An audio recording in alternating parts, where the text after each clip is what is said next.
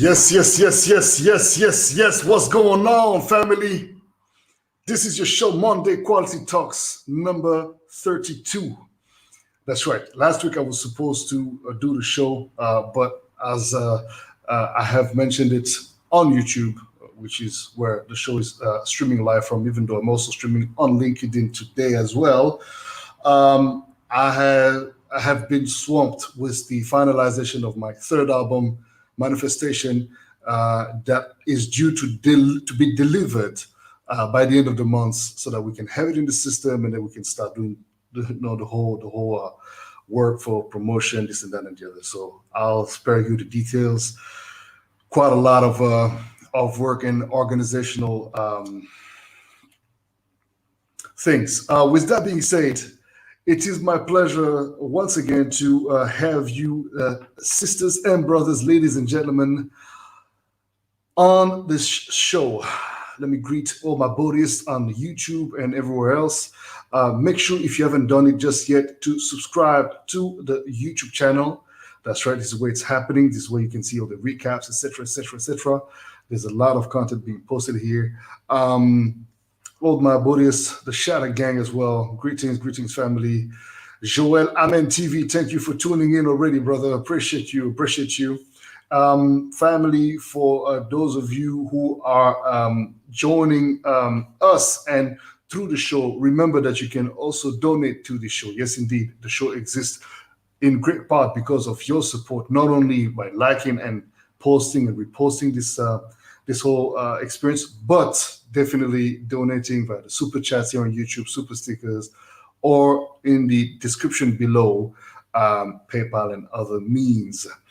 With that being said, today, tonight, this afternoon, wherever you are located in the world, I have the absolute pleasure to host a very old friend, a brother that I have met in Miami many moons ago, a true spiritual worker, a artist that is absolutely amazing, a humble human. As you guys know, I have indeed a very soft heart for anyone humble. As you know, you want to have this kind of matching of energies, and it's always nice to meet, amazingly, abundantly talented folks that knows how to keep themselves at a certain level of humility and not letting shit get to their brain. And this brother is one of those humans that I'm very happy to be calling a brother from another. We have disconnected for some time, but we've always been, checking on each other, following each other on Instagram and so on and so forth. And brother Pablo Lucero is my guest today. Yes, indeed, at long last. Pablo is a yoga teacher. He's very important, a transformational retreat. He provides transformational retreats. He has this whole business that he set up so that if you reach out to him and want to go through a certain set of experiences that will allow you to probably shed some old skins, right? And get into something new, a version of yourself that you may probably have not heard and known of. This is the brother you might want to definitely look into and speak to. As well, in the description below, there is all the links you need to have, and obviously contact him, because this is also what we're here for. Not only share with you great conversations, but also, promote our friends and their businesses. He's also a husband, and a father of a beautiful baby boy. Without further ado, let me bring forth to the floor my guest of the day, Mr. Pablo Lucero, the one and only. Greetings, my king. How are you, brother? Yes, Baba. Good to be Good. here. Thank you. Yes, sir. Yes. Good to see you. Yes, here we are. Here we are, man. Live and direct. Live and direct. It's been long coming, and we finally managed to fit our schedules for today. I thank you for making the time, brother. Thank you for the invitation. It's truly an honor to be here. Humble man, humbled and humble. Oh, Beautiful. man.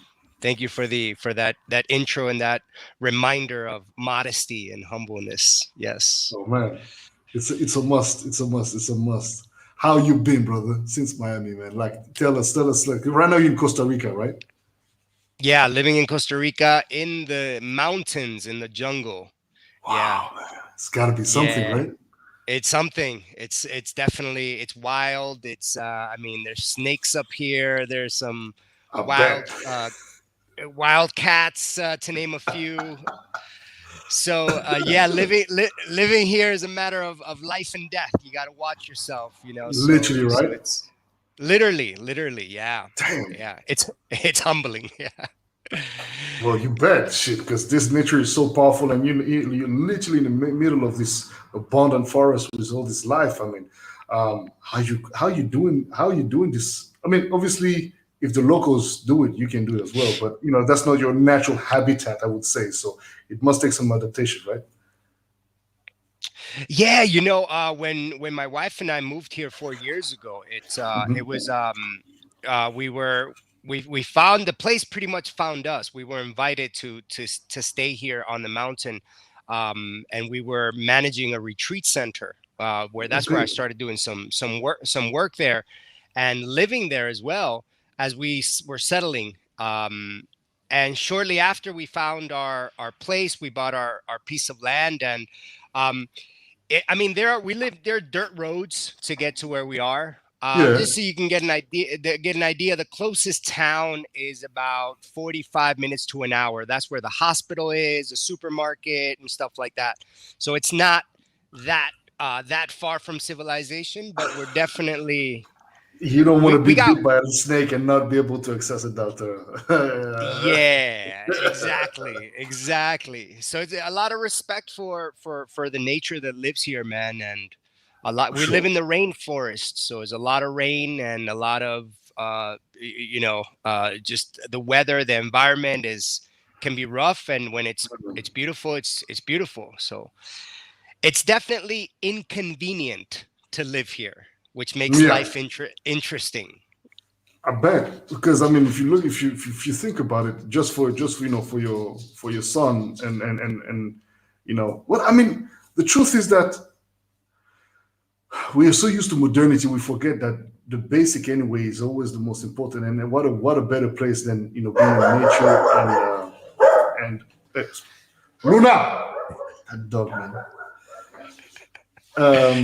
What an amazing experience for a child. I mean, I remember as a kid, I grew up in the countryside and in Central African Republic in Bria, and man, there were snakes and all these kind of things. Obviously, it wasn't a jungle, but definitely, yeah, a couple of kilometers away from the house, it was just all forest, right? So I think it might be very challenging, but it's a very very nice environment to grow up in because you're so alert to everything around you in such a amazing way, man. I mean, you could speak about it in volume. So I'm gonna let you do Yeah. that. But how do you? I mean, how do you get you? Because how old is your son? He's still a baby, right? He's still like probably He's 9 months now. 9 months. Yeah, Yeah, man. 9 months. Yeah. Yeah, and we had him at the house. We had a natural birth Wow. where I literally with these two hands I received my son, which was Oh man, blessings, blessings, blessings. That's beautiful, man. That's got to be ble- beautiful. blessings to my wife to be in labor for 22 hours and no doctor, just her and I, and we had a midwife supporting us, Wow, but wow. no drugs, no painkillers, nothing, just natural. But so how did you guys work that out? Because I mean, for her, especially, I mean, giving birth. I mean, was she preparing the birth by eating certain types of like plants and natural stuff? What was the process for her? Yeah, the process. I mean, she's a yoga practitioner, and Mhm. so yoga, meditation, a lot of breathing practice, breathing techniques, Mm, and a lot of mindset. I mean, she's a warrior, and we forget our human capabilities because we've relied so much on these amazing scientific and medical systems to yeah, heal to take care of us and to heal us that yeah, yeah. we forget our capabilities. So let me tell you, it was a challenging and scary decision to say, I'm going to bring our child in our home. It must have been. It's Yeah. because it's a matter of life and death. You know what I'm saying? There's Literally. like no playing around. The closest hospital is 45 minutes to an hour from here. So, Hmm. um, so that was a lot of preparation mentally and emotionally. So yeah, Mm. she did it, man. 22 hours in labor, and I was Respect to your wife, man. just watching. Yeah, much respect. Wow. So everybody's healthy, everybody's good. She's recuperated her form. She's in good mental shape. Everything is back in order. 1000%, even Give better, thanks. much stronger. Wow, man. Give thanks. You Yeah. see, giving life gives life. Yes. Yes. Yes. Oh man. What about you, Yeah. man? How was that being a dad? Because I mean, back in the days when we met, we were living the life. It was Miami. It was like, yo, come on, let's go, let's do this. I mean, I never seen you wilding out or anything like that, so I cannot speak in that term. And I never saw you as a guy that would be like one. You've always been very composed, but always hope for some nice fun and just quality time. And as far as I can recollect, we always had this just great bonding. Um, Moments. And I still remember a therapy that you gave me at the hotel one time. Was it Ooh. at your place? I can't remember It was at the where it hotel. was. Yeah. Yeah. Oh man, yo, man, my back was in so much pain after all this touring and stuff. And man, what a session! And I was just thinking to myself today because I was preparing the show. I was like, I wish we had all this technology back then so that I could have already spoken about all this great work that you were doing already a long time ago. Like, man, that was like over 10 years ago, man. Over. Yeah. Yeah. Over Amazing. 10 years. Yeah. Yeah. Damn. Yeah. So what led you to what happened? Like talk to us a little bit. Take us through your journey as to why you decided to leave that, Miami fast life, Florida. Give us a little bit of a breakdown of who is the man Pablo Lucero himself. Like, let us know. Let them know. Let them know. Let them know. You know, uh, the journey really began, and I was in law. A lot of people don't know this about me, that I was in law for 13 years. I wore Oh yeah. suits. Yeah, suits and a I tie for remember you just 13 mentioned that. years.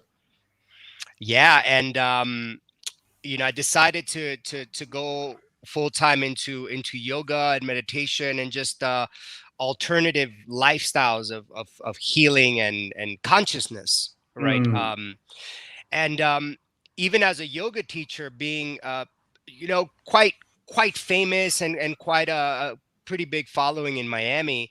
yeah. um you were talking about humbling and modesty. Is like people put us in this light that they think they Yeah. know who we are and how we are. So that can get to you.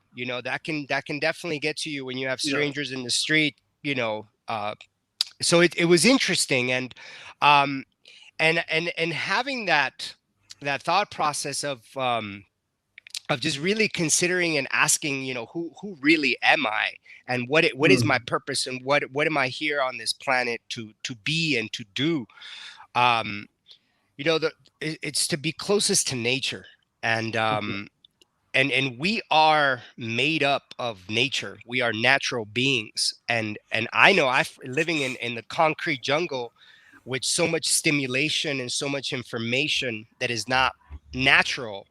it's a Yeah. lot to it's a lot to maneuver, right? Hmm. And sometimes it's like I got rid of my television. I stopped watching TV when 9/11 happened. But you go to a big city and you can't escape the television, the media, the information. And we don't know how much it affects us.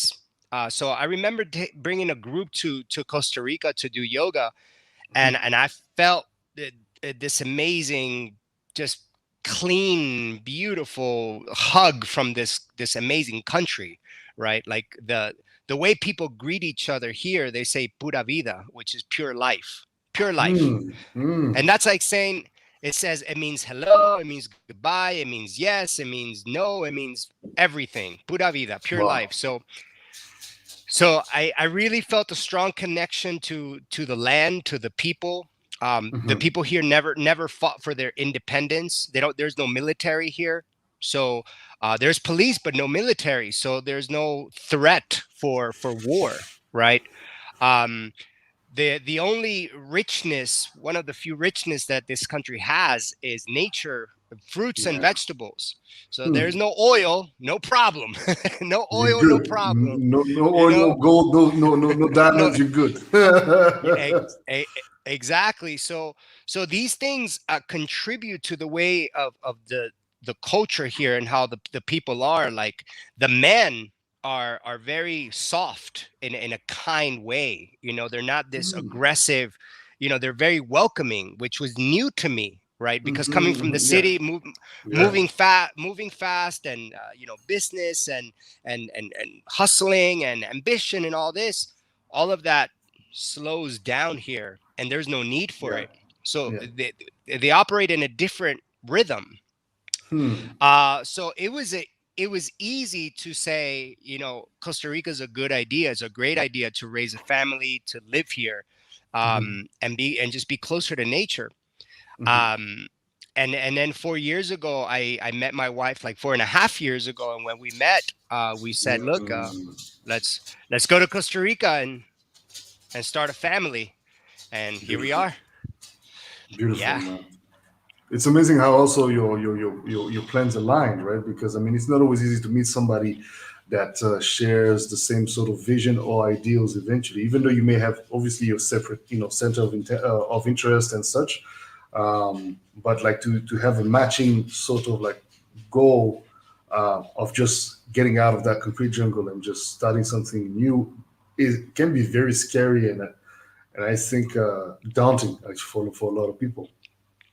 Yeah, I'm blessed. She's an amazing woman, one of the strongest women that I That's know. To put up with my shit, definitely, and to have the courage. I mean, we had met, and about 6 months after we met is when we decided to move here. So it's mm, not just we're getting to know each other, but we're moving to a new country and starting a life together, right? So mm, it takes courage to do that. shit, because you never know. You might be you might be meeting the wrong guy and be like, shit, this motherfucker be crazy. Let me get the fuck out of here. Right. Exactly, But it looks exactly. like it turned out to be a very, very beautiful and fruitful interaction that led to giving birth to this beautiful son of yours. Well, so what's his name actually? His name is Kai.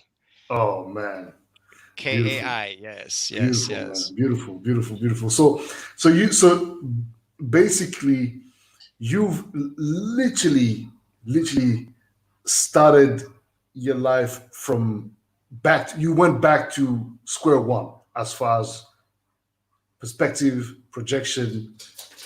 What's that like, man? I mean, especially when you know you got because bro, when we met, you were building the brand. You were building what you ended up being commanded for, and looked as a star by the people that followed your practice.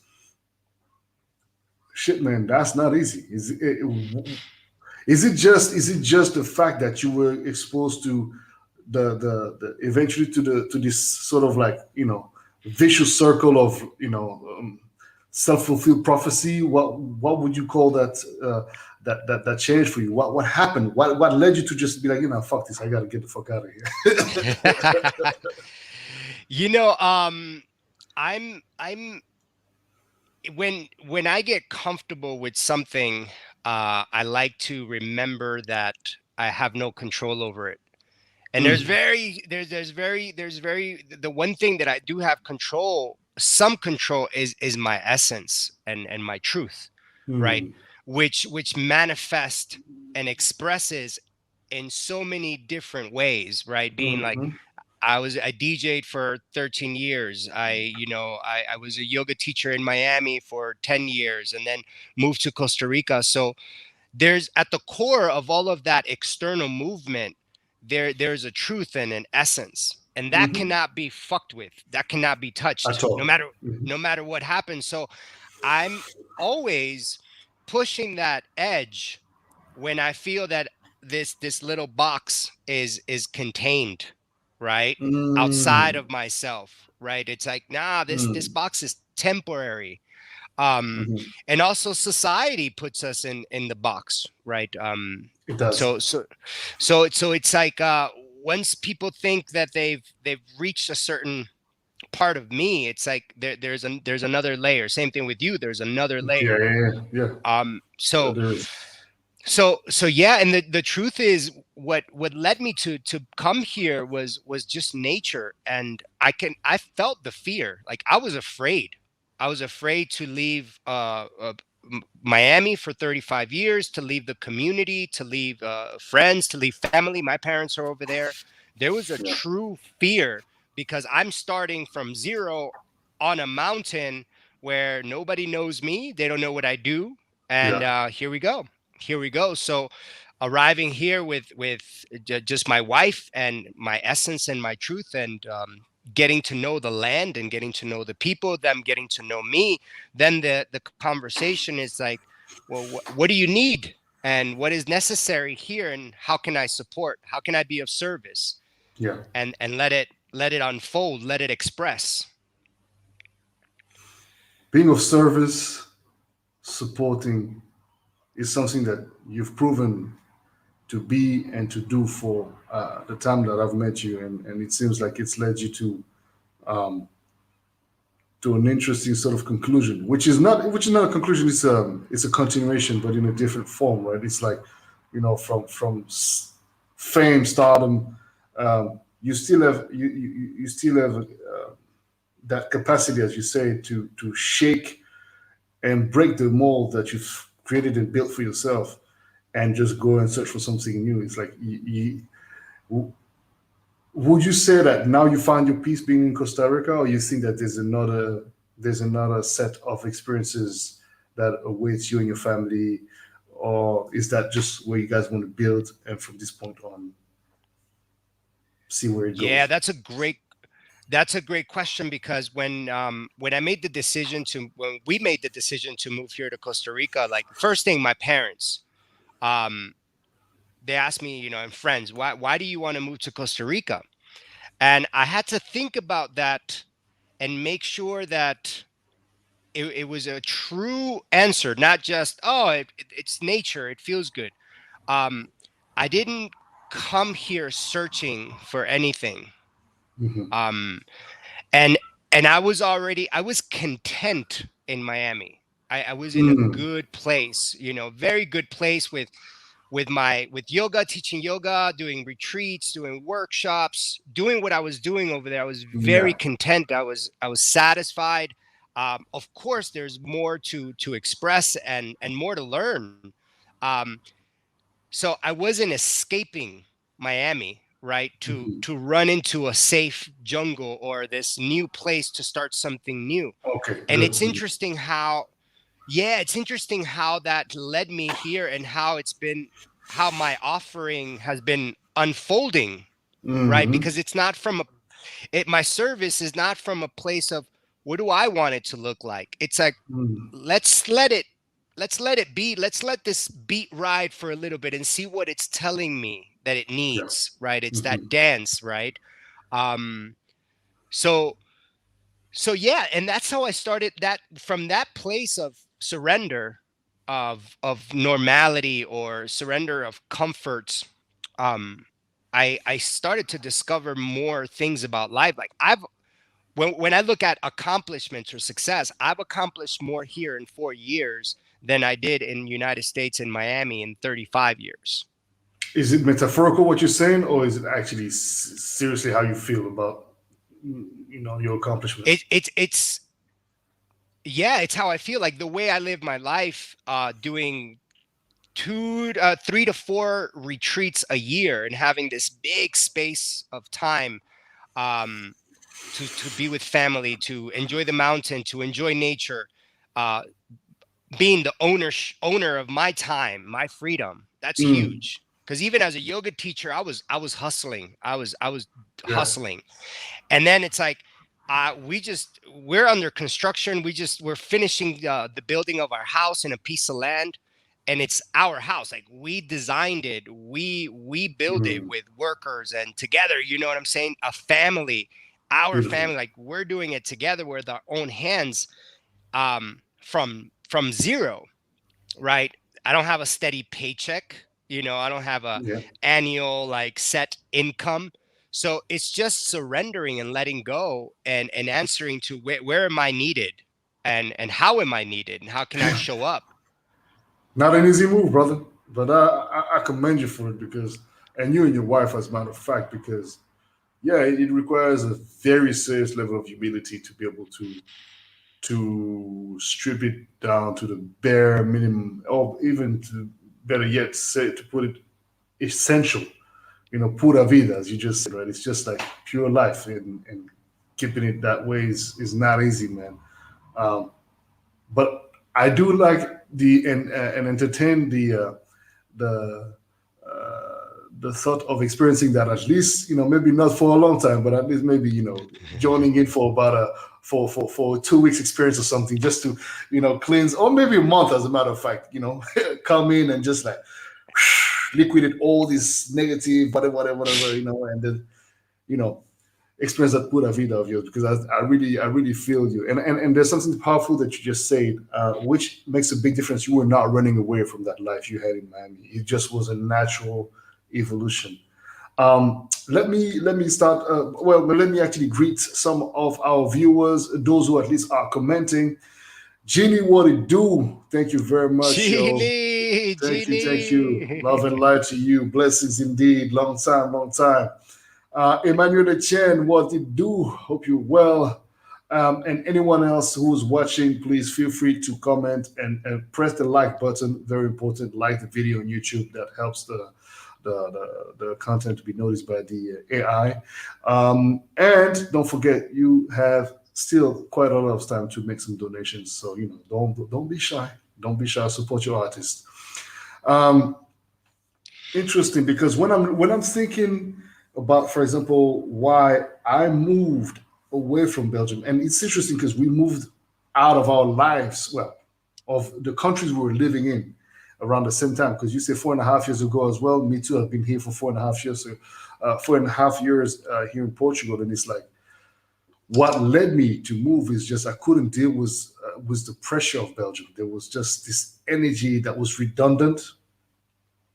So our reasons were different, of course, but I'm just finding that interesting how the shift happened 4.5 years ago, because thinking about it, really, the the impact of the life, the society, the business in that country was rather extensive, on my morale and on my self confidence, etc. Like it can beat you up, man.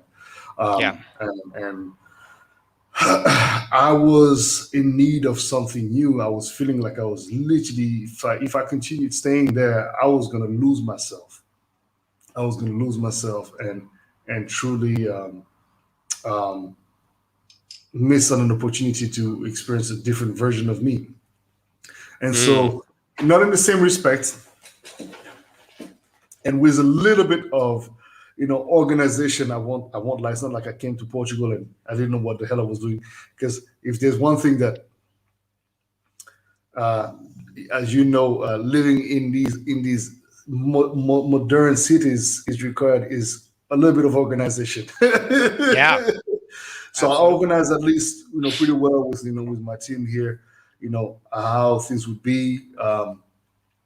But I still had no idea of what that would bring, to my life. I just knew every time I was flying to Portugal for a gig, I felt home and I felt closer to the African continent, which is eventually, ultimately, where I want to be building another base as well.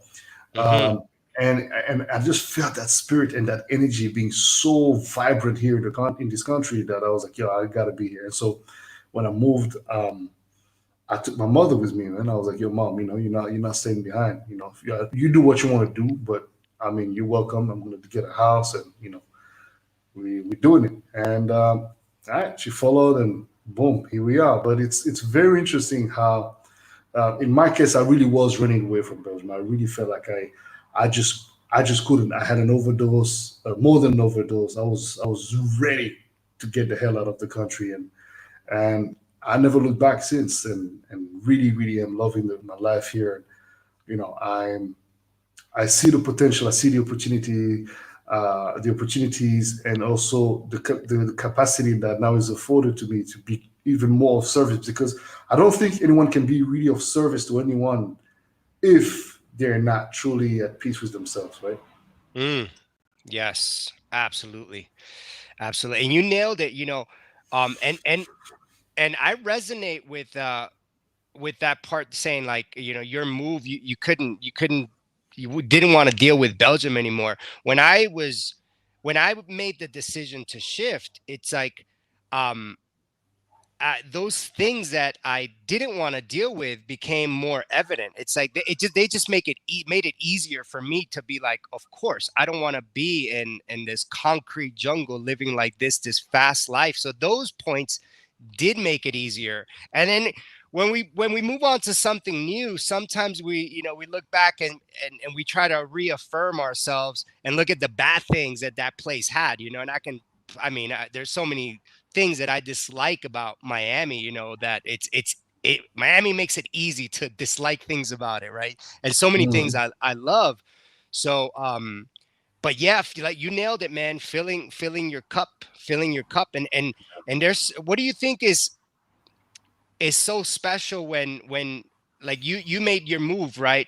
That all of a sudden your cup starts to fill. What do you think that is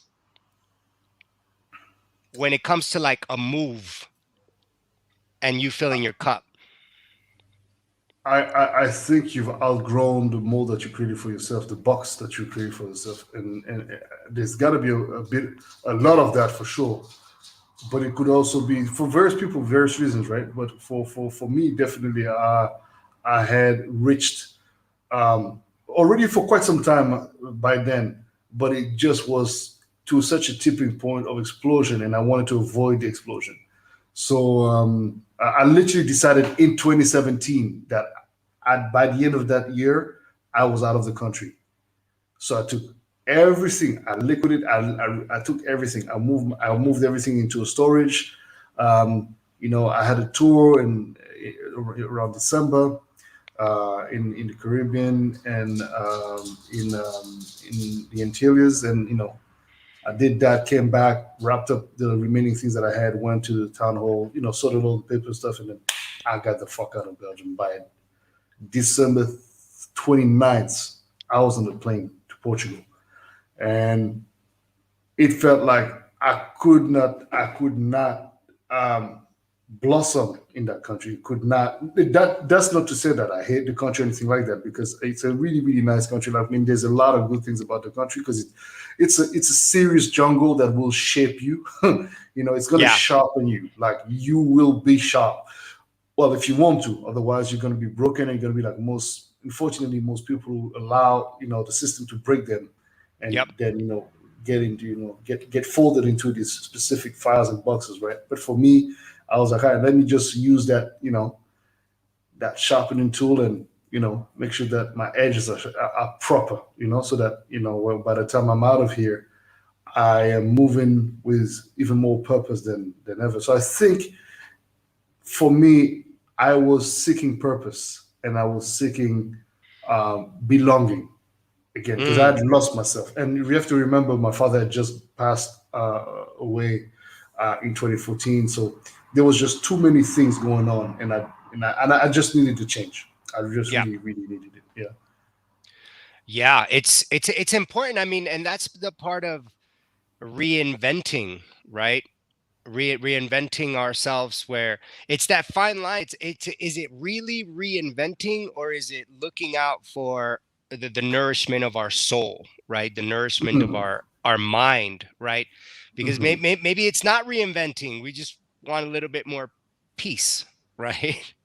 True. True. And that move comes, as you just said, for you, right? In Costa Rica, there's oops, we just lost Pablo.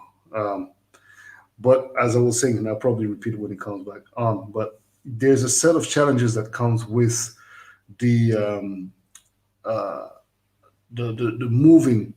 He's back. Ye- Yeah, as I was saying, there's a set of challenges that comes when you move from one situation to another, right? So it's a continuity, but there's also a neat and clear separation between one experience and the other. And so that doesn't mean that the other is better, it's just different. And as you were saying earlier, like you literally in the rainforest, like there is a set of there's literally matters of life and death, every day at your door. And I think that comes um alongside a choice like the one that you made, or the choice like the one that I made, with sets of challenges that you can meet here in the country, that I mean in Portugal, right? So but I think it makes it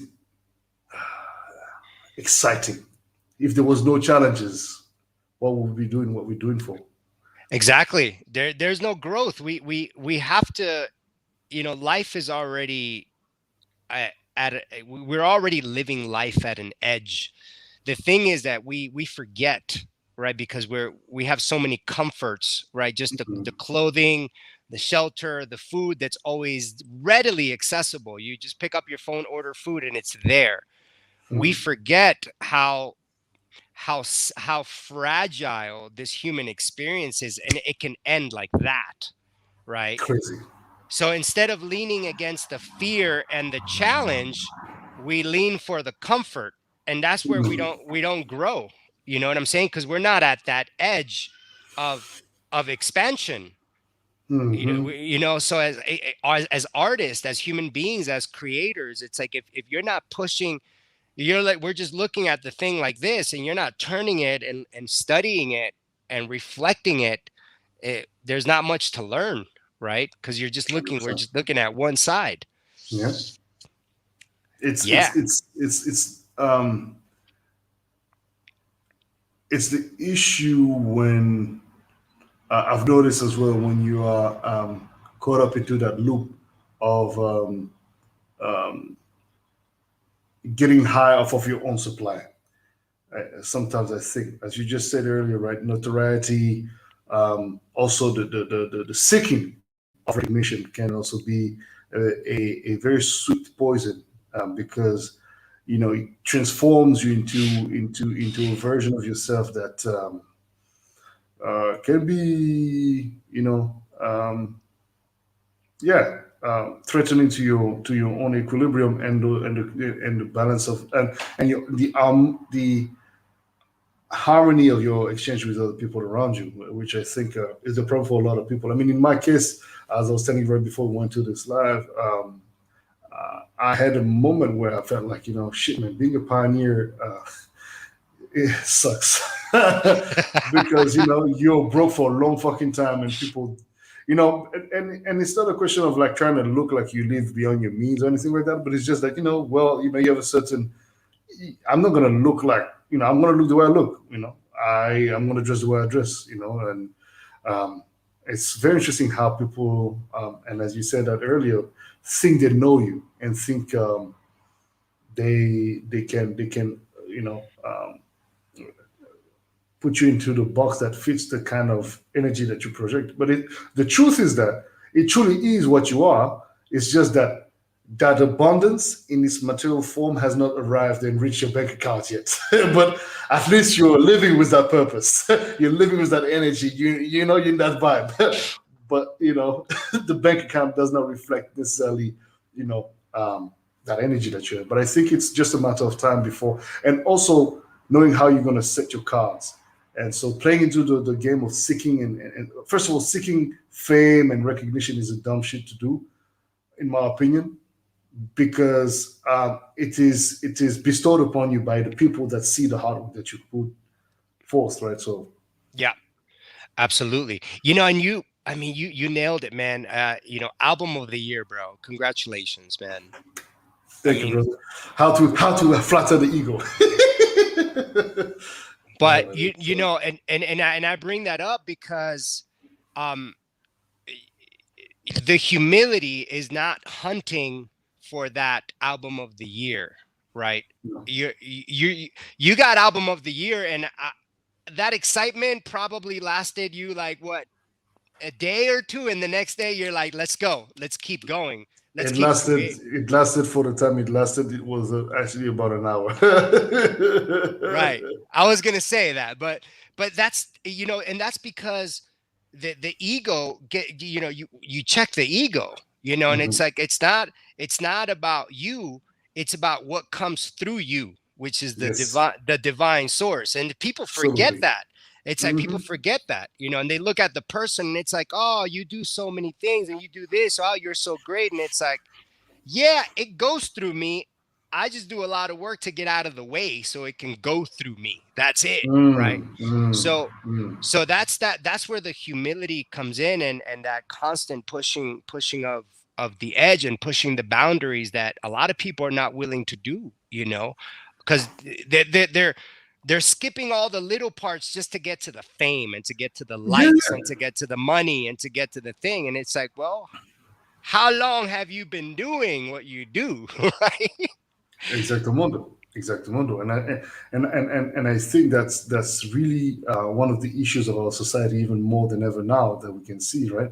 And I want to ask you a question, philosophical, but that idea of the divine, right? Like you stepping out of the way to let that energy go through you instead of you being in the way and trying to own this energy, which technically you cannot actually own. Well, you can you can be a conduit of that energy, but by essence it's made to be, it's yeah, you're just a conduit of that energy. What is the divine according to your experience and or knowledge, in a philosophical way, or maybe maybe more spiritual? I don't know Yeah, whichever you yeah, want to take. yeah. Let's go there.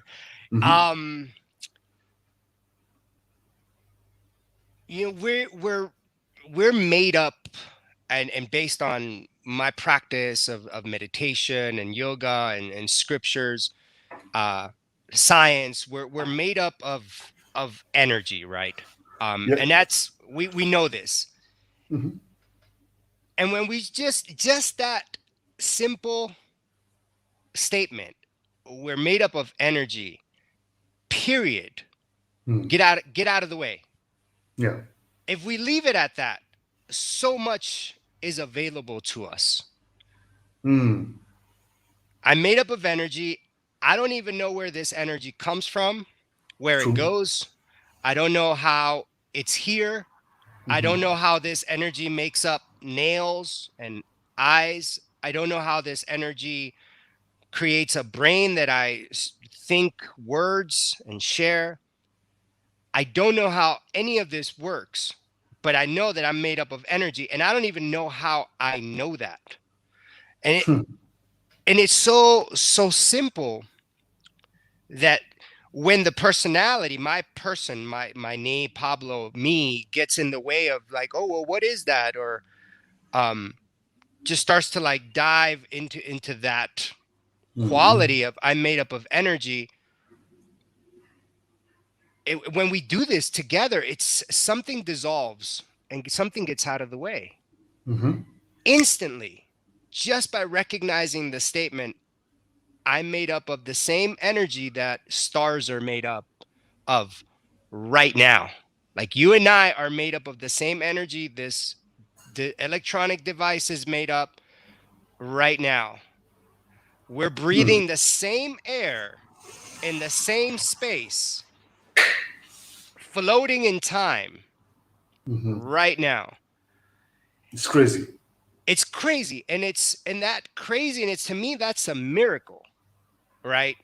That this is happening. And that miracle is what I call the The divine, divine. right? And when I remember this and I get out of the way to speak it, it's like the divine says, okay, it doesn't say anything obviously, but it's like the brain is going to process and it's going to express and it's going to create. Yeah. And and that's and that's it, right? The thing is that we sometimes get in the way of that. To address that is to control how my character wants it to look, right? That's when we start to, when I Mm-hmm. want to control how this energy is expressed, Mm. Yeah. right? When I think about it too much, when I think, what do I want to say, instead of just allowing myself to feel, well, I'm made up of the same thing Bodhi is made of, and Genie is made of, and all these people that are here and not here are made of. We're breathing the same air that the ancestors breathed and are still breathing. Our future ancestors are still breathing. It's this continuum. And it's like, Mm-hmm. this is so miraculous, right?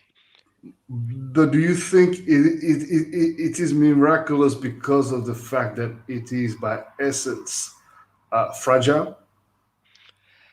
It's miraculous because there's Or is it? it's I mean to me it's, yeah, because it's fragile, because it's mysterious, because Mhm, there's no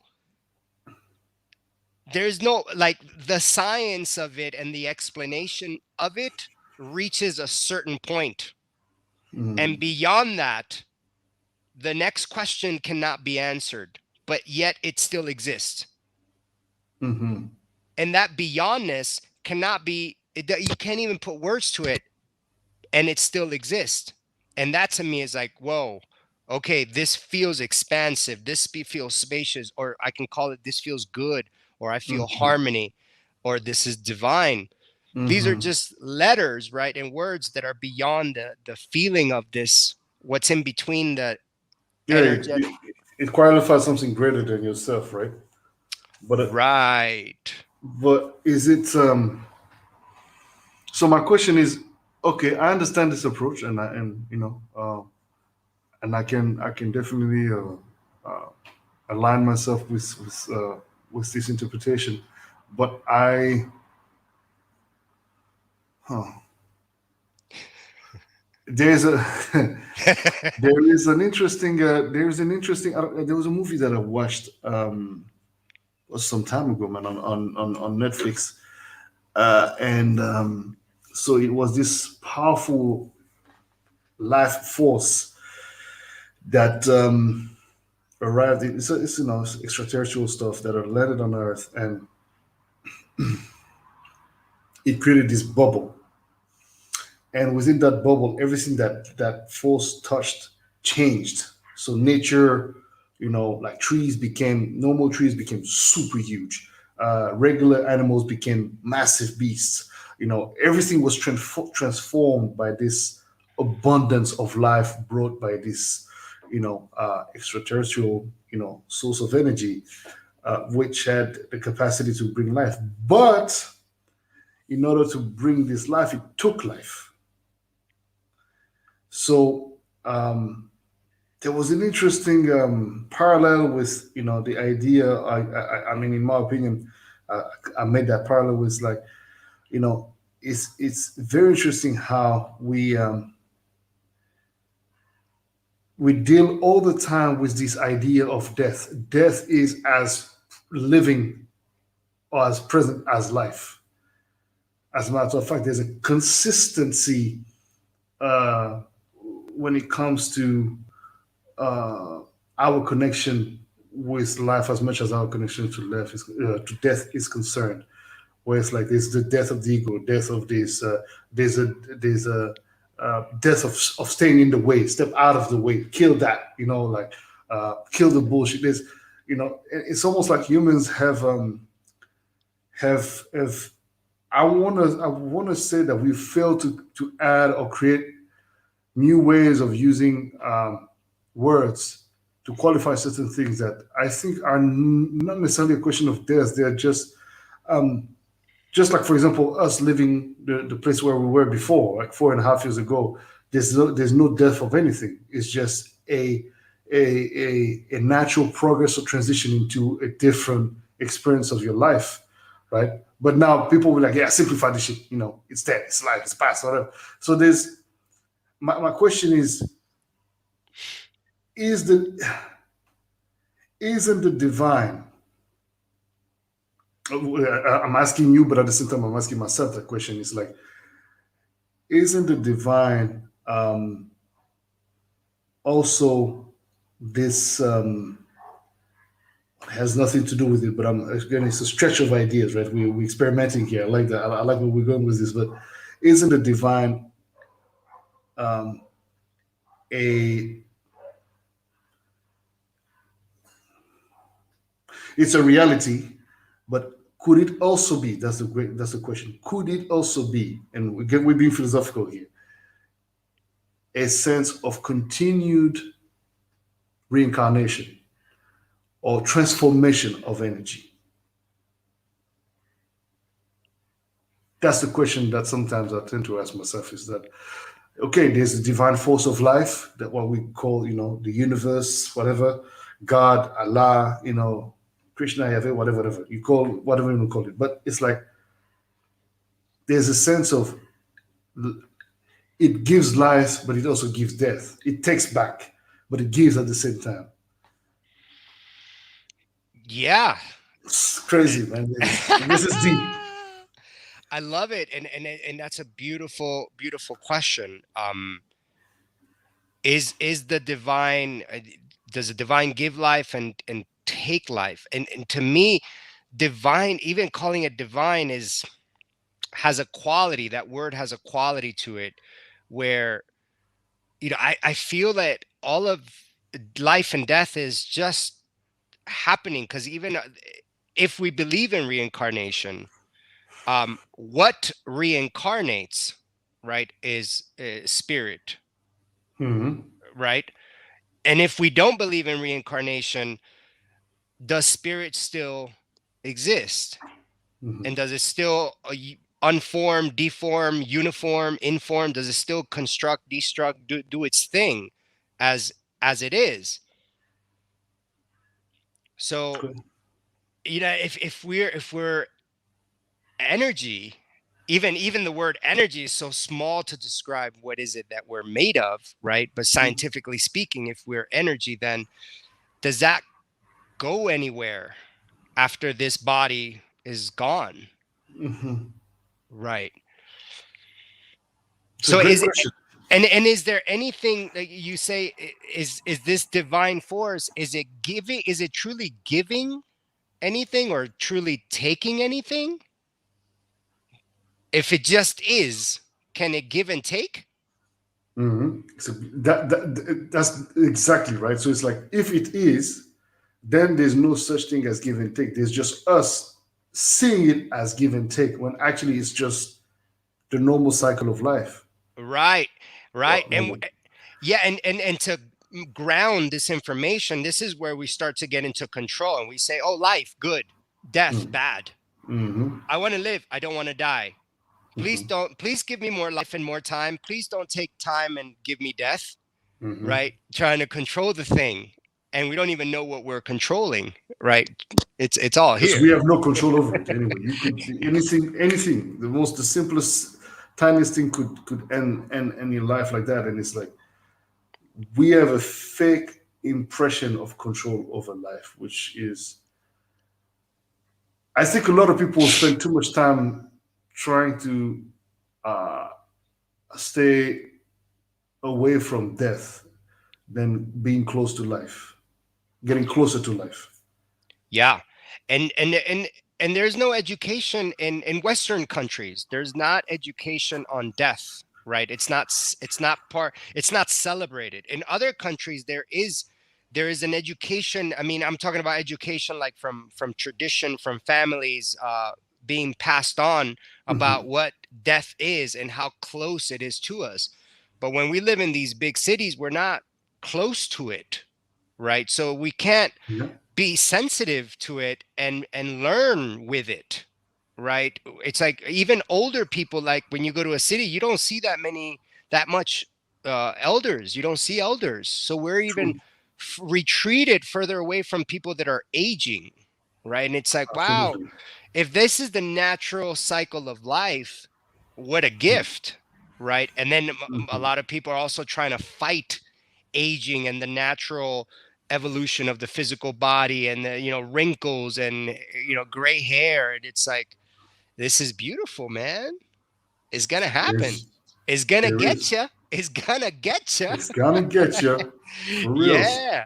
But I can understand it because there's a sense of decay that comes with aging, right? Where, you know, some of the elderly folks that I know, you know, there's one I can think of right now is like, I can tell, and he actually confessed, he was like, yo, man, aging is not, it's not doing it for me at all. Like I can't deal with the lack of mobility, with the with I don't have the and I'm looking at this guy and I'm like, yeah, but there's people your age who are still mobile, still moving, bouncing, dancing, whatever. And it's almost like you're too busy thinking about what you don't like about aging instead of building your.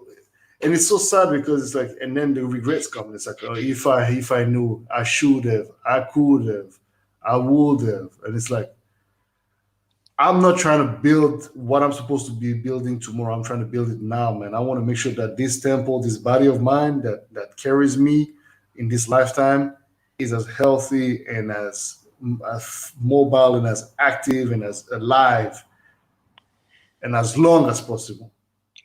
But Yes. for that, you've got to make sure that you cultivate the right type of thoughts and you feed yourself not only spiritually but physically with the right things, which Yes. then falls back to your point about Costa Rica having this massive wealth in natural resources, as in nature, Mother Nature, providing so much. Um, what are some of the applications of that for you, as far as your lifestyle and have you ever been eating meat, or you've always been a vegan, or are you a vegan? Are you a vegetarian? What are you like? What's your regimen? Yeah, I when I first started into when I first got into meditation and yoga, I began a cleansing process. So during that time, occasionally I had, alcohol, I had unconscious foods, not just meat, but unconscious like fast foods. So I Mhm, began to detox and clean my body. So I started fasting, I started mhm, juicing, I started eliminating the meats and unnecessary artificial stuff and canned stuff, fast foods out the door. So I started seeing the benefits of it. mhm. And living in the States, I was vegan for about, let me think, about, I would say 7 years. No red meat, Wow. and no chicken for about 14 years. Um, and Eating more plants, and it was easy for me to do that living in Miami, because it's harder to source quality meats in Miami at that time. You could do it, but it's harder. And I like to know where my food comes from, right? I want to be Gotcha. able to see it. I want to meet the people that harvest my food Yeah. and bring me the food. There's something that if we can do that, that's great, as much as possible. Um, and then when I moved to Costa Rica 4.5 years ago, I Mhm, started I started eating red meat again, right? And I started eating chicken and I started eating fish, mhm. more frequently. And the reason why is because I know where the meat is sourced, and it's Yeah. it's it's it's consciously sourced. And It's excellent, and the taste must be as well completely different, right? amazing. I mean, you don't Yeah. even need to put salt on this meat. It's like amazing. The Wow. local cows, local chickens, local fish, and Mm. trout. So um so I started incorporating the meat also because I noticed my body. We live in higher altitude, so higher in the mountains, there's more water, and we're in higher altitude. So the first few months I was foggy. I was like lightheaded. And Mm. I'm like, this something is going on. So uh, the sister practice of yoga is Ayurveda, which is learning how Ayurveda, to, see? yeah, learning how to eat according to your constitution and the elements. Now, I don't believe Ayurveda promotes meat eating. However, I started trying to eat meat and I started to feel better. Also, we living in the mountain life is a little bit harsh on the body, so we move more, we walk more. So it felt good. I felt amazing. So I started Mm. incorporating meat into my daily regiment. food intake. So my food is, I don't label myself vegan, vegetarian, Mm. carnivore. Mhm. I eat consciously, you know, Okay. as much as possible. And if I'm traveling and I want to eat something amazing from another country, or somebody brings me a plate of food, I'm gonna receive it and I'm gonna eat it and Enjoy I'm gonna it. enjoy it. Yeah, Yeah. I absolutely. like what I like that. I'm a conscious eater. You eat consciously. Yeah. Yeah. Yeah. And sometimes I can tell when I've had, if I ate meat like twice a month, I can feel my body's like, hey, that's too much meat, right? I can Mm-hmm. feel the energy of this big beast, right? Because what we're ingesting is a system, right? Yeah. So if you Yeah. imagine how big is a cow, right? And how big is a fish and how big is a tomato, this is in the information that in the system of information that we're ingesting. So Yeah. our system is going to take more time to process a bigger system like a cow. It's going to take Hmm. less time to process the system of a tomato. Same thing with the consciousness. Mm. The consciousness of a tomato and the consciousness of a cow are different. And if I ingest those, Deep. my system is still processing that information, right? So as long as we're aware of this, right? Then the question is it worth it for me to feel vitality because I had a steak and know that I'm processing the consciousness of a cow that died in service to my vitality, right? Um, and my answer to myself at this moment is yes, it's worth it. Is consciousness um, the result or the sign, or is consciousness better yet? Is consciousness, um, yeah, validated or materialized? Better yet, materialized through vitality, life force, or life. Put simply, is consciousness materialized through life? And if consciousness is materialized through life, what you're saying is that because something is alive and functions just like you and I, we don't know how these nails come, but there is a higher consciousness controlling or giving life, giving birth to that. I mean, we just spoke about it. It's rather abstract, right? As to pretending to know what could be. I mean, scientists would be able to tell you, but if we are being completely open-minded and receiving that information, what would you say? Because I like the concept, but of saying that you're ingesting the consciousness of a much bigger, system, right? Talking about the cow or the tomato, much smaller, more easier to digest. People don't necessarily. Most people would not understand that. They'd be like, "What? Huh? Consciousness?" Because the social consciousness with intelligence, we intellect. So we are here. We are addressing consciousness in which form? It could be we can use it as intellect. Um, so the level of intelligence of a cow, Mm, I'm ingesting it, right? So the cow is made up of, it has a certain level of consciousness, it different does. Hmm. different than a tomato, right? Definitely. If we pet a tomato, the tomato is going to have a response because it's alive, and it's going to be Hmm. different than if we pet a cow. The cow's going to Crazy. have a response because it's alive. And I feel these are two systems made up of energy that we are ingesting, and we're ingesting their constitution, what they're made out of, how they think, how they process information. Deep. Not Deep. good or bad, No, no. But but yeah. these things are processing information, and the world of a cow is processing is experience of life, right? Eating Mm. grass and whatever is going to be passed on to me. So if I eat, this is again philosophy and Of just, course, of course. That's what and we do. um if you think a cow that's in an environment that is of death, and it's tight and it's compressed, and there's it's horrible living conditions for a cow. Mhm. That cow, that processing system is experiencing stress, and Yeah, that information it's going through the entire body. So when it gets absolutely. butchered, I'm ingesting that body of information Hmm. at some level. So you take another cow living free, roaming free, still going through the process of what it's going to go through right before it's butchered, killed, to be eaten. I'm still ingesting that information.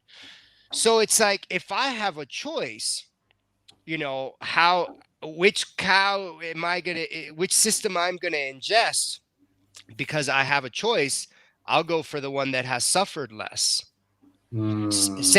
Same thing with how we choose our friends. I want to hang out with friends that are not suffering and dramatic and negative, right? Because I'm ingesting that just in a conversation. Mhm.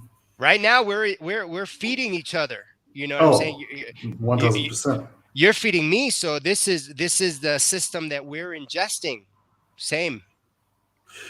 And echoing what you just said, I love the approach, and I think that there is something very powerful in what you just expressed here. I'm gonna bring you back in as soon as you fix the camera, but it's the idea of ingesting the system, not only by consuming food, and that is exactly. Oh, this is deep. I like that. Not because oh my god, I'm getting excited about what I'm saying, but I like where this is taking us, this conversation, because it's like a reaffirmation of something that we know. But considering that if we're going to be consuming someone else's system, right, and that system that we're about to consume, as in that interaction we're about to have with one given person who is not balanced or harmonized, or as Pablo was just saying, who was not at peace with themselves, um, or at least is not on the way to try to find peace with themselves. It's the type of combination that can lead you to a very disastrous sort of connection. And so, basically, so what I was saying is that by ingesting another system, right? An interaction is the consumption of a set of a given set of energies, of a given set of experiences that can either poison you or heal, or even feed you, right? Poisonous energy or good energy. And so that's why it's very important to understand uh, that what we were just saying, the food that you take in is not just physical food. It's as Pablo was saying, is the choice of your friends, the quality of the people around you will either uplift or bring you down.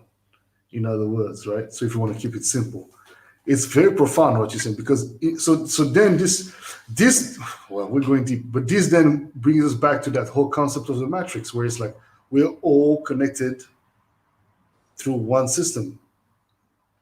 But what is that system? Is that system called life? Is it called God? Well, you can call it what you want, I guess. But you know, if there's this one source, right, that provides life for everything, provide all these things that we are able to experience on a natural, right, not things that we create like computers and stuff, but even that is also the fruit of a system, a series of systems put together, right, and minds, I guess, and those minds brought forth this technology that we're using. Like shit, you freaking, I don't know how many thousands of kilometers away from me, and we're able to like communicate like this. This is, this is deep, but yeah, not getting carried away. But yeah, the consumption is of the type of food uh, that you have access to has to really be picked properly. So I agree with you, man. Not only Yeah, the physical food, but that mental food. The people that you have around you. everything. I mean, if we think about where the science says that we're made up of energy, and these particles are like a computer chip of Hmm. that carry information. Each little Hmm. tiny particle that makes you who you are, me who I am, carries information, and that information, when they're in friction, starts to make up who I am, right? Hmm. So everything that we've lived since the beginning of our existence is happening right now. So imagine you go to a supermarket and someone is having a conversation next to you, but you can't hear them. That information is still penetrating. It is truth. So if someone says, "Oh my God, I'm having the best day ever," and you may not hear it with your ears, but your constitution energetically, we pick that up.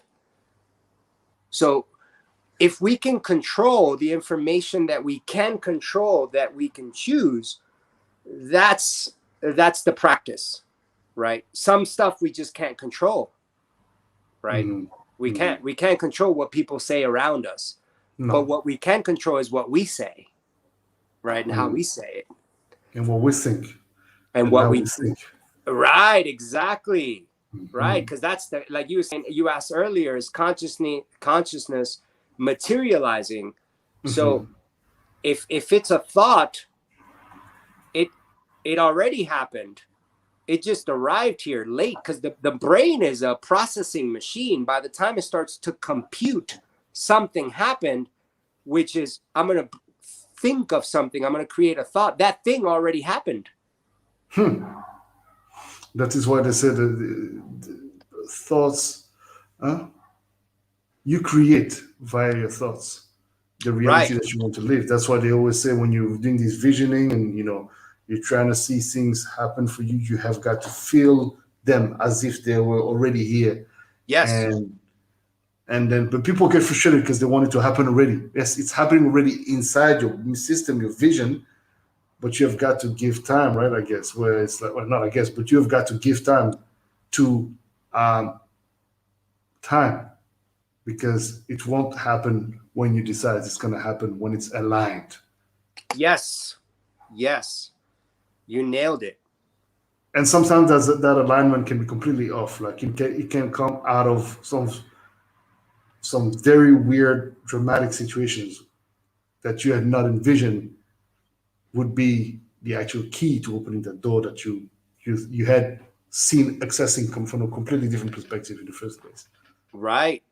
And that's the beauty of, if we can allow ourselves to live every moment, surrender to every moment, to be at service to every moment, and experience every moment without trying to control it, Hmm. we would live such a magical life, moment by moment, right? And it's interesting, because even if you would have asked me 20 years ago, do you see yourself living in Costa Rica, living, a wife and a house in the mountains? I would be like, no.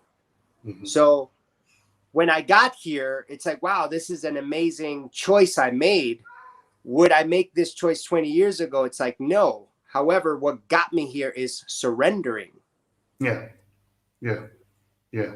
And this leads me to an observation that I've made to myself a couple of days ago. What would you say to the Pablo, to the 25 years old Pablo, like the 25. Pablo now talking to 25 years version of you, 25-year-old version of you? Shut up. All right, all right. Yeah. What would you say to? Okay, sorry, Coach. Sorry. Yeah. shut up and listen. Damn that fucking dog. And she's barking for no reason. Huh? She just hears all the dogs in the condominium barking, and she's like, "Let me just bark as well." That's what they do anyway. Oh God. What would you say? Oh, okay. What would you like?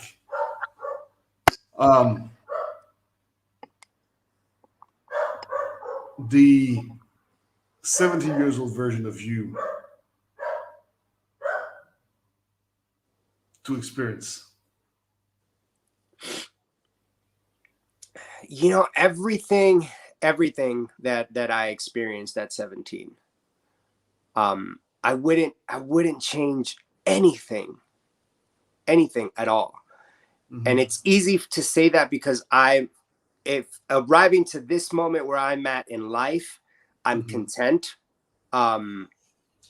It's like I wouldn't change anything of my past, you know. And that's why it's hard to think of what advice would I give myself, because it's like, shit, if I give myself advice to 25 years old, that may change how I got here. Like the pain and the fears and the lessons, like all the lessons I had to learn to get to where I'm at now. It's like, these are gifts. It's like, oh man. All right. Let's say you have the possibility to go back. You can change two things. Well, it might be too personal, but let's just keep it simple. You know, without affecting the future. What would that be for you? I can change two things without affecting what's now, like your son, your wife, like that's not changing. So you can go and do these changes. They will affect the life that you will impact your life in the way you want them without changing the course of how it has unfolded, as far as, you know, all the good things that's in your life. You know, trying to say we keep the best of everything. Yeah. I would have started meditation and yoga much earlier. Mm-hmm. I would have not gone to college. Mm-hmm. I would have not gone to university, and I would have not gotten into law. Deep. Yeah. I would have invested in Bitcoin earlier. Yes. I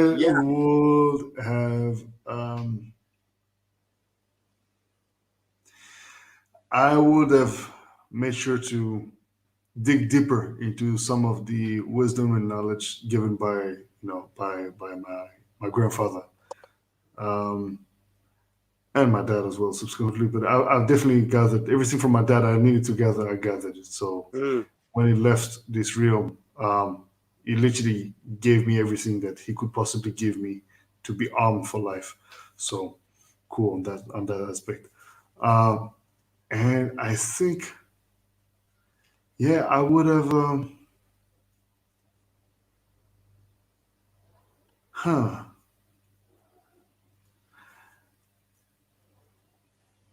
I would have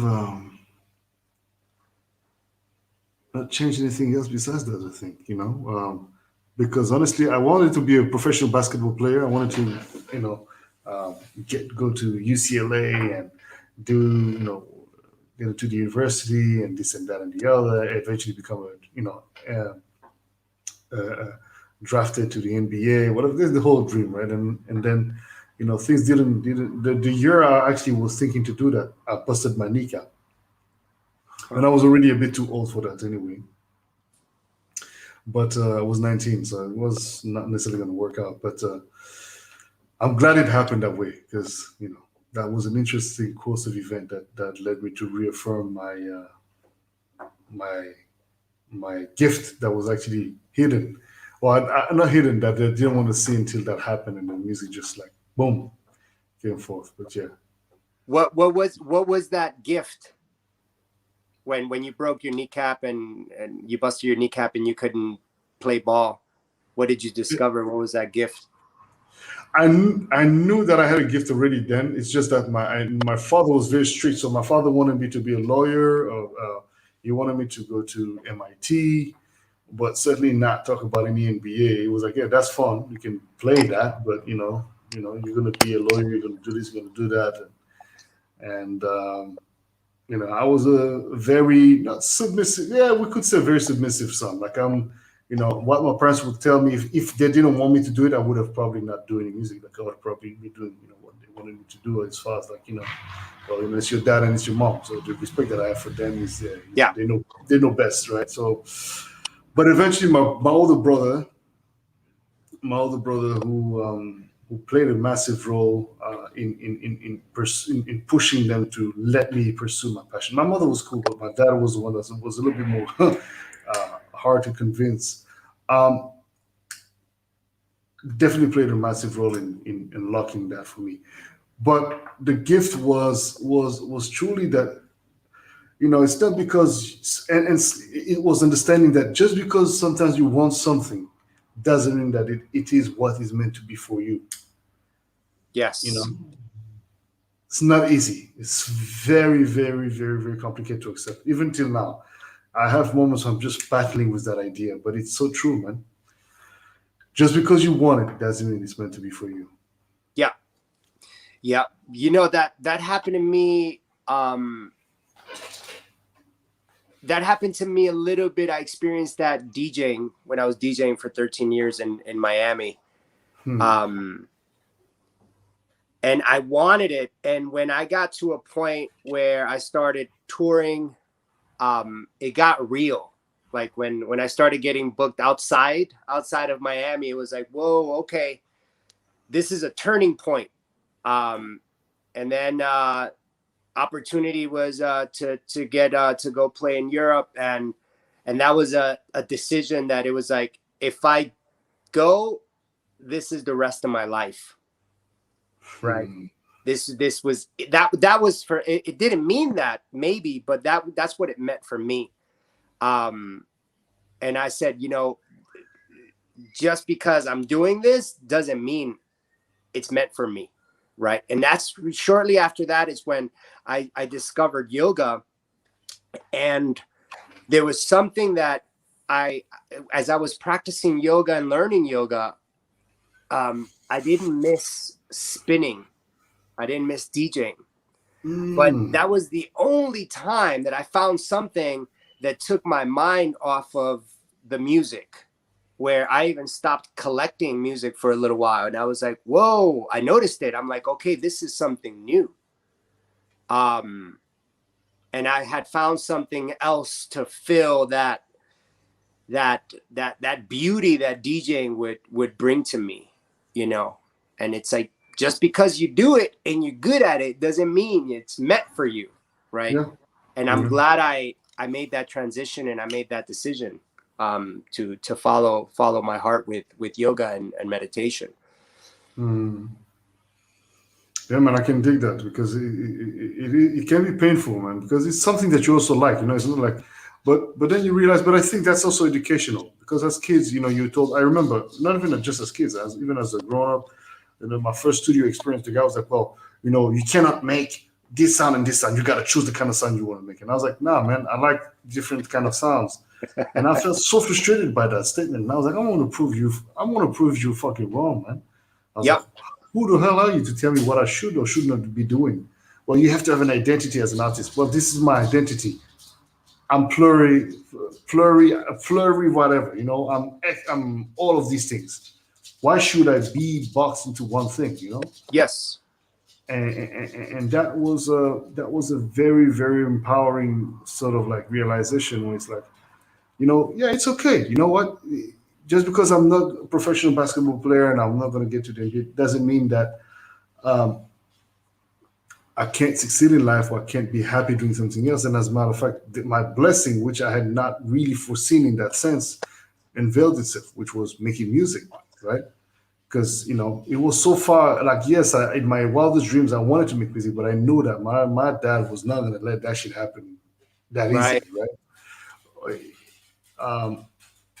And so, basically, bon, Luna, dans ton panier, là, tu arrêtes de m'emmerder ici. Allez, dans le panier. Oh, She's going up, she's going down, she's going left, she's going right. Oh my God. Oh yeah. That's my girl, man. But and it's funny. She usually does that during the show. Normally she's chilled, like she'll go out to do a thing, but then during the show she does this thing. But it's cool. Right. So with that being said, the this gift or these gifts eventually start aligning themselves when I actually embrace that actual code, right? So everything else that I wished I could do, either I met somebody that was that, or I met somebody who so basically, I'll simplify that by explaining to you. For example, for a long time, I wanted to be a first in the special forces. I also wanted to be military. That was my thing. But I had an issue with receiving. I've had an issue with injustice, and being a military, there's a lot of injustice going on. With Yeah. Your chiefs, whatever. So I was like, I had an issue with that. But it's funny enough, I had a lot of friends who are like ex special force from this and that and that and that country. So that's very interesting. Basketball, couldn't really do it. When I was a kid, I did martial arts, but then I stopped. I did karate, like most kids, I guess. And eventually, I became a Brazilian jiu-jitsu competitor for Nice. not so long, but for about a good year and a half, 2 years. I started competing, and I was actually not too bad at it. So it's like, is there such a thing as actually losing when you actually embracing one way instead of the other? Eventually, everything starts aligning themselves if you're open enough. I really think that everything comes back on your path because you've paved the way from a different angle. Yes, absolutely. And do you feel that all these different things that you got into, there was still something in you that expressed your gift and your creative way, no matter what you did, that satisfied you, right? That brought joy to your life. Yeah, man, Yeah. 100%, definitely. It's like, and still to this day, it's funny because so for example, basketball. I don't think I even watch a basketball game anymore. Maybe it's unresolved pains, but I don't really feel any pain, but it could be because it was very painful for me. But I think I've made peace with it, and so I don't enjoy watching a basketball game as much as I used to. But I will enjoy watching a fight, a UFC or some MMA fights like this. Yeah. I'll enjoy that. Like I used to not like football. Well, I watch a football game. It's not my favorite sport in the world, but I watch. You know what I mean? So it's very interesting how, it opened my perspective. Eventually, the frustration of not getting what you want, if you choose to look at the bright side of things, will open your perspective to see things that you probably would not have considered had you just stuck to your ways or having it your way. Yeah, exactly. And what do you think is that attraction? What attracted you to sports and to to jiu-jitsu, basketball, and is there is it the challenge that attracted you? Is it the exertion? Is it the competition? Is it the Excellent question, what attracted you? There's indeed I'm a very calm person, but usually very calm people have serious levels of energies within them that can be, there's layers to our personalities. I think I have probably my extreme calm and peace is counterbalanced with an extreme level of rage. Maybe I don't think I'm in rage. I'm very peaceful by nature, but I do know that when I am in a training mode or if I'm going to the gym, I have no problem working extra hours. I have no problem putting to work and busting up some sweat. Yeah. I don't fight, for example, when I'm training and I'm at the dojo on some sparring mode. I don't spar to destroy, and I don't spar to like my because I know I can and I know and I know what I'm capable of, so I'm not there for that. I'm more there actually to challenge that so that I can always keep that in control. Yeah. Basketball was the need to prove that, because as a kid I became, one of my first trip to the States was my mom visiting a family in Philadelphia, my cousins and uncles and grandmother and grandfather and, um, in the States. I became obese. That trip made me obese. I was eating so much shit, man. I came back to Central African Republic like a fat little fuck, man. Oh my god, chubby boy, man. There was so much fat you could not see. You could not see that part. Yeah, it was fat all the way. It was like, oh my god. So I had to, I suffered a lot from that because in my family on my father's side, there's a lot of we're big and tall. And my uncle, my father's youngest brother, who's 10 years older than me, was this and still is this gym fucking freak. Like this guy's, you're talking about fucking not even 6 packs, it's like 8 packs. Right. And is this brother that's like going to the gym. He was like, his food was this. He was this, almost. It was 6'7", tall brother, man, and always making fun of me. So basketball for me was my way of shining and trying to prove everyone wrong about how I looked and the perception of me by others, but also my own perception of myself. Yeah. Which eventually, I realized I was like, oh, you don't really need a 6-pack to get girls. You need some charisma. You need to know how to talk. You need to know how to, obviously, you learn how to be respectful and all that. But being a 6-pack doesn't mean it's not a factor for getting chicks or getting your ways in life. Right. And it was again same thing, learning to work with what you have, but to enhance what you have and sharpen that. The edges of this knife that is given to you, because you can do so much with this body of yours. So it's like, why not do the best I can with it? Yeah. So yeah, I mean that's a long answer to your question, but yeah, I guess. Yeah. And do you feel that rage or energy and that towards that challenge, you still apply that to like production and your business? So it's different for business, yes. But I'm very composed. I'm not the kind of I can be confrontational, but I don't like confrontation.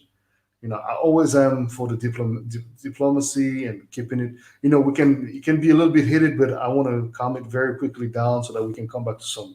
But I'm not the one that's going to go for confrontation. However, I'm not scared of confrontation, and I can be extremely comfortable in very extremely uncomfortable environments. So that's totally fine. But there's no need for it. Again, I think the biggest wisdom I've learned is to just because you can do it doesn't mean you should do it, right? And it's right. So just because I can fuck somebody up doesn't mean I should fuck them up. And actually, the knowledge of that means that I need to actually have the the control and So yes, I do. But music, I'm very much inspired by. I'm not inspired by rage for music. My music is very much inspired by love and, of course, pain of others or mine. And music is very much inspired by philosophical things and spiritual realms. That energy of rage and this is more for the more materialistic or tangible forces, which is working out or martial arts and such. But it's something that I was very scared of. That's that physical strength of mine. But martial arts helped to control that and gave me a way into even appreciating even better the sense of because it's just enough. I know I can. That doesn't mean I should do it, especially in martial arts.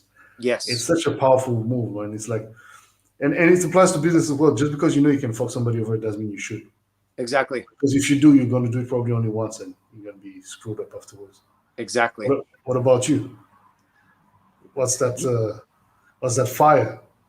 You know, the fire, and that's the beauty, because um I feel that the fire is healthy, um to drive forward towards that edge of, like you said, experiencing what is it that I'm capable of experiencing, right? And it's like, all the greatest prophets, Jesus, the Buddha, they they all have that fire. Like, Mhm. Jesus he would get angry, and he would be aggressive towards people that were not following certain rules and certain ways, Mhm. that were following him. So there is that healthy aggression that I feel is necessary for life, not towards others, but like you said, towards for me, it's towards my own mind, right? So that I don't get in my way, right? And sometimes I got to be tough with myself, so to make sure that I'm in line, you know? 100%. 100%. Yeah. 100%. Look at this little lion. Oh, bless Yes. him, man. Jenny, thank you. Thank you very much, man. Yes, you're a force as well. We all are forces in our own respect. And I think these forces coming together are animated by the desire to just do good. And I think that energy is really something that is profoundly necessary for the world. And I think that you, Pablo, talking about, that force and that energy of love and that humility that you have, um, is something that you really are putting to service and to good use as you're being of service to others. And I want to talk a little bit about the businessman now. As we're getting close to the closing part of the conversation, I want you to tell us a little bit about the transformational retreats that you um, have put together.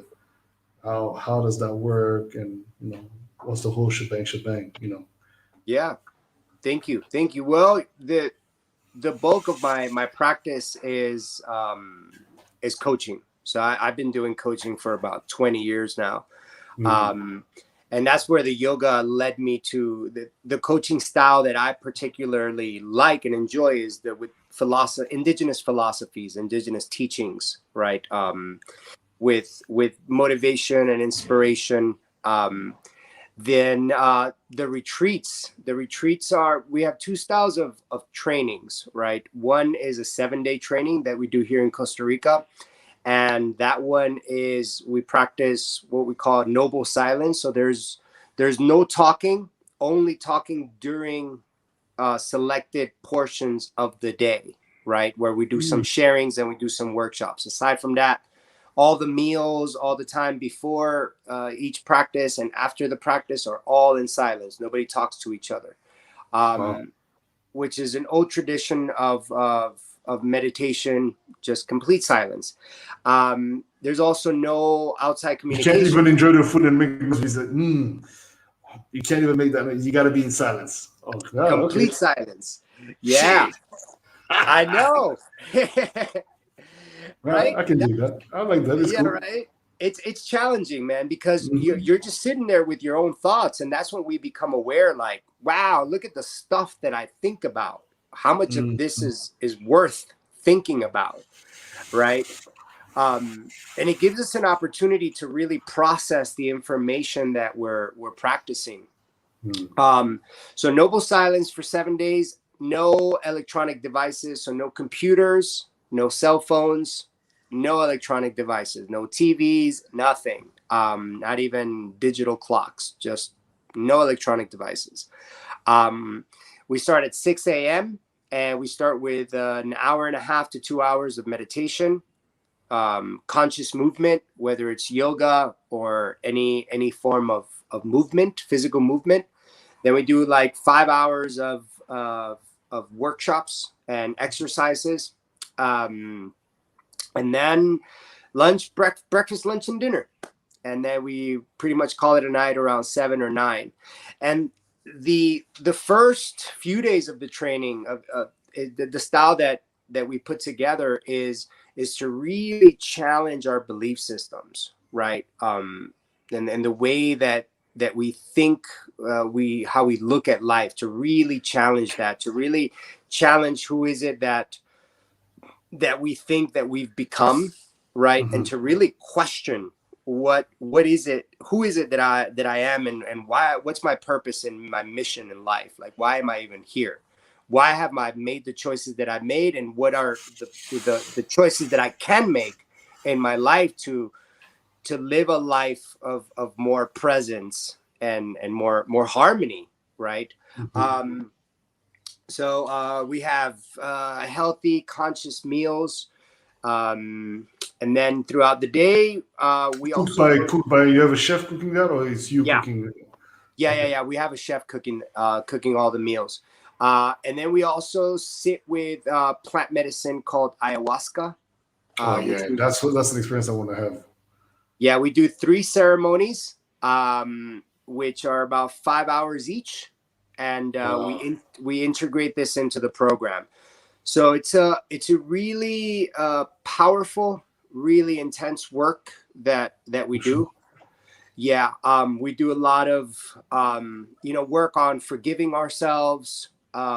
Just really unpacking and unlayering all the crap, and looking at our traumas and some of the shadows that have taken over our lives, that have limited us, and really exploring the possibility of the fulfillment of a capable body, a sane mind, right, that can be focused and can be sharp, to live life and make decisions from the heart, right? Connect the heart to the mind and move the body with direction, and freedom, right? It's like what the things that we offer are all self-taught. Everyone teaches themselves the information that is being passed on. Like we're not, the facilitators they're holding space. We're not teaching anyone nothing new. It's really deprogramming a lot of the stuff. Not to cut you, but I had an experience last year when I caught COVID and I almost died. There was a very profound experience throughout the phase of me catching and going through the COVID situation, where I felt like I was on ayahuasca, which I never experienced before. But I was like, if that's how ayahuasca, that shit is fucking painful. But I went through like the whole movie of my life, man. Like I literally had like, it looked like I was under some influence of something, but it was deeply spiritual, deeply mystical. There was a massive mystique about this whole experience that I had. Like I had visions and now astral, what I would say projections or voyage or whatever you want to call it. But it definitely, and I was not hallucinating. I was seriously present, and I could sense myself in ways that I had not perceived before. Um, I even went as far as saying that for me, COVID had a very obscure energetical force to it that, as far as my experience is concerned, besides the physical illness and stuff, but there was a massive spiritual and mental issue, not issue, but aspect to it. Yeah. And I made peace with a lot of things. I uncovered and I tapped into some deeply obscure aspects of my life and my personality.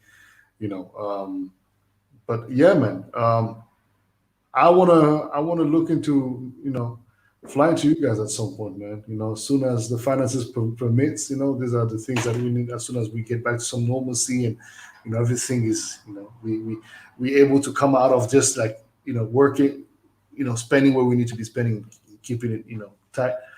As soon as there's a bit more comfort, I definitely want to look into the trip, man. It's something that, and plus, just bonding with you, brother, has been too fucking long, man. And so, yes, bro.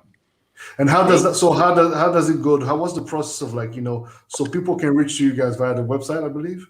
Yeah. So the name of the training is Omani, OMANI. So the website is omani.io.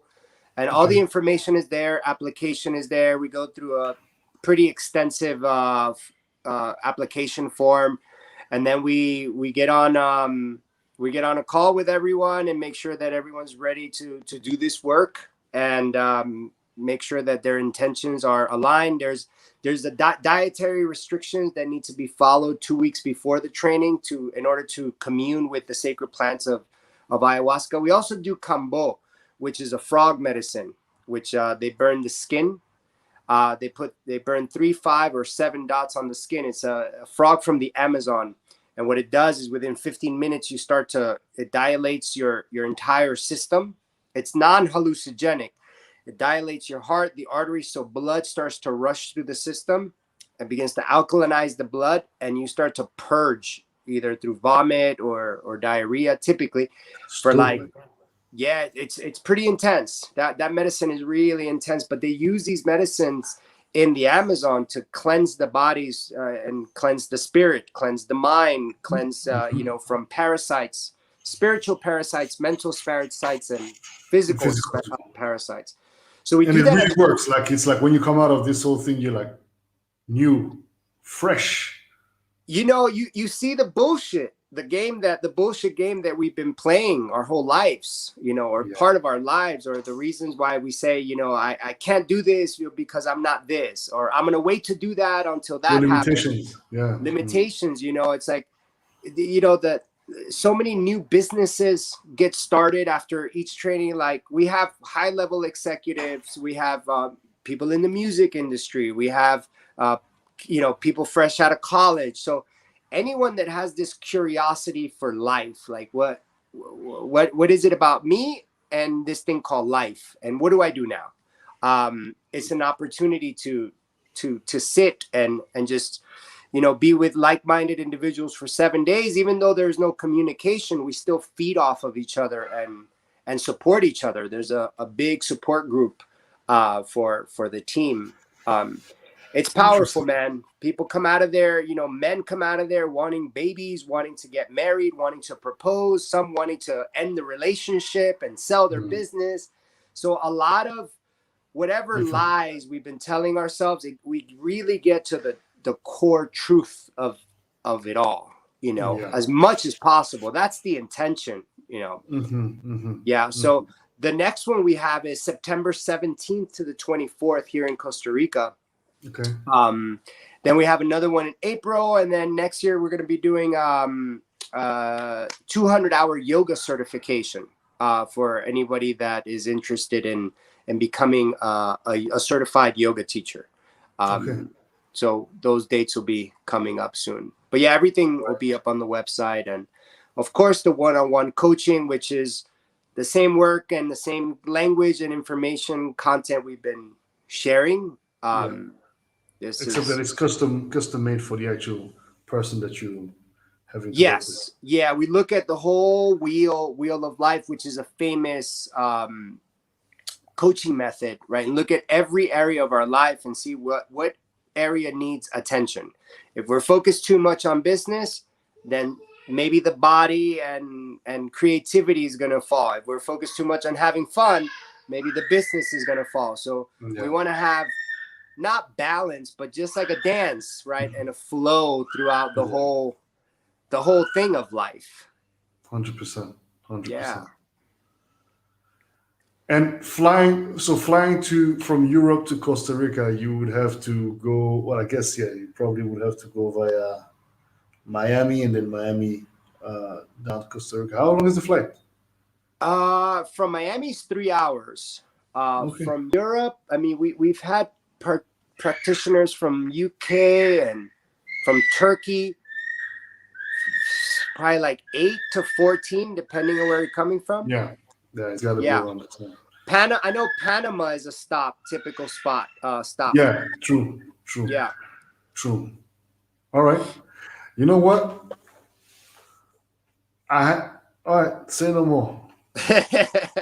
Say no more.